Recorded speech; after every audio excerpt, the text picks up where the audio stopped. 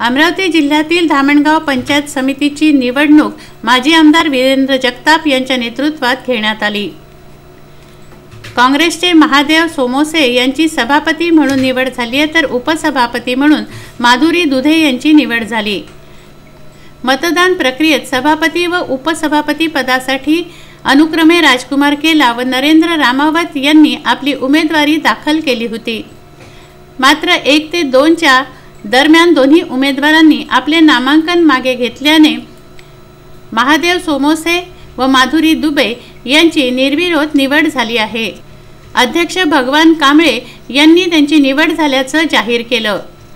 सभापतीपदी महादेव सोमोसे व उपसभापती म्हणून माधुरी दुधे यांची निवड होताच उपस्थित कार्यकर्त्यांनी एकच जल्लोष केला।